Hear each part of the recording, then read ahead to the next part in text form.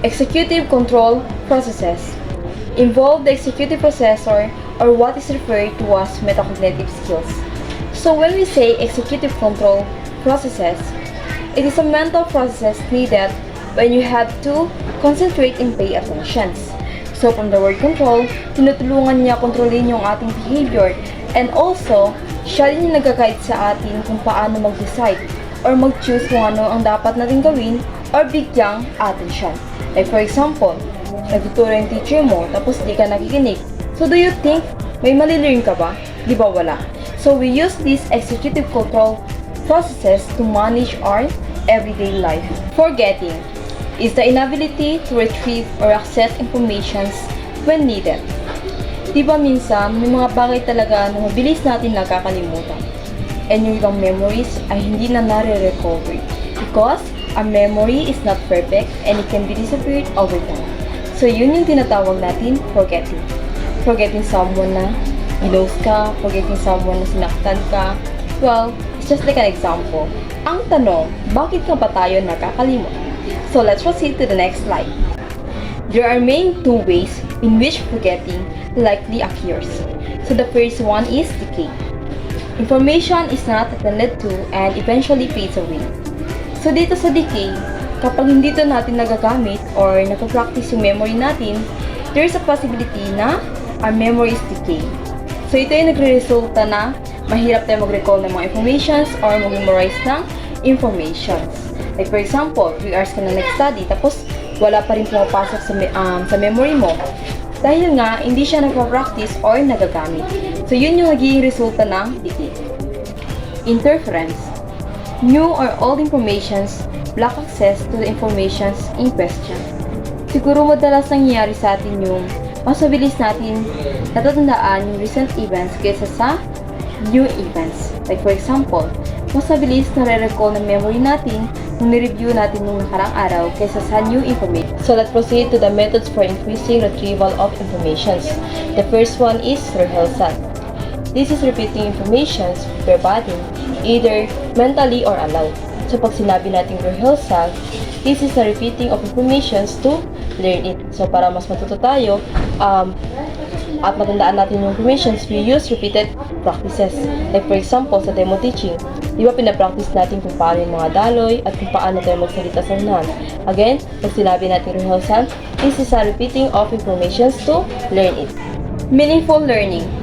This is making informations between new informations and prior knowledge. So dito sa meaningful learning, this is the most effective ways for students to engage in learning. Ito ay kung saan ay kinoconnect ng mga students yung bago nilang kaalaman to prior knowledge. Kaya napakahalaga dito na kapag magbigay ng mga activities si teacher, dapat ay may konektado sa prior knowledge ng mga mag-aaral. And sa ganun ay matulungan silang madali maintindihan yung talakayan at magkaroon sila ng interes sa pakikinig. Organization. It is making connections among various pieces of information. Info that is organized efficiently should be recalled. So according to some researcher, na kapag naka-organize to yung mga ideas, concept, and yung terms, ay mas mabilis to natin na-recall yung informations. Like for example, naka-outline yung mga notes, naka-highlight yung mga important details, and very organized talaga. So sa pamamagitan nun, ay mabilis natin na-recall yung information. Elaborations. This is adding additional ideas to new informations based on what one already knows. So, our memory is a combinations of new and old informations. So, dito sa elaborations, marirecall natin yung informations depende kung paano natin siya i-connect sa old informations. Kumbaga dito, nag-a-add tayo ng mga ideas para mas maging malinaw ang topic. Again, sa elaborations, it is adding ideas. Visual imagery. This means forming a picture of the informations. So dito, mas mabilis to natin natutandaan yung informations kapag may picture. Kaya yung ibang learners ay mas preferred nila yung visualizations kasi nga doon sila mas natututo. So useful ang method ito kapag sa science and math subjects kasi more on abstract sila doon. Generations. Things we produce are easier to remember than things we hear. Napapansin nyo, mas mabilis na re-retrain ng ating memory kapag tayo mismo yung gumagawa or nagproduce kaysa sa mga naririnig lang natin. Kaya recommended talaga sa mga mag-aaral na kapag nagdi-discuss si teacher ay isulat natin yung mga sasabihin niya na related sa lecture. Para ipagbigay siya ng quiz ay mabilis natin natatandaan yung mga discuss niya. Context. Remembering the situations helps recovering informations. So dito sa context, like for example, every nagre-review ka, yung ginagawa mo, nagbumuya ka ng bubble gum. So pagdating ng exam, ganun din yung gawin mo. Kasi nagkakatulong ito para matandaan mo yung mga nireview mo. Personalizations. It is making the information relevant to the individuals. So, in personalization, sinasabi na, in order to learn the students, ay kailangan natin matukoy kung saan ba sila magaling. So, dito, dapat to yung mga bata o yung mga learners ay inahayaan natin ma-discover ang kanilang sariling kakayahan or talento. Dahil nga, mayroon tayong kanya-kanyang kakayahan na kinakabilangan. Kaya as a future educator, ay kailangan natin ma-assess kung ano ang interes ng ating mga mag-aaral at kung ano ang kanilang strength and weaknesses.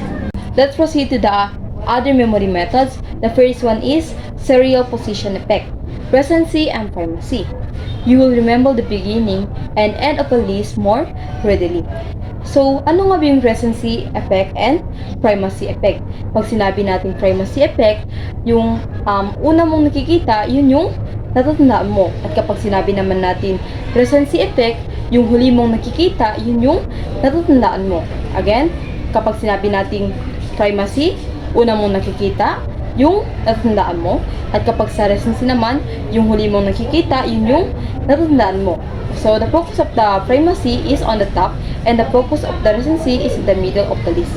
So, the example of the primacy, like for example, nagtuturo yung teacher mo.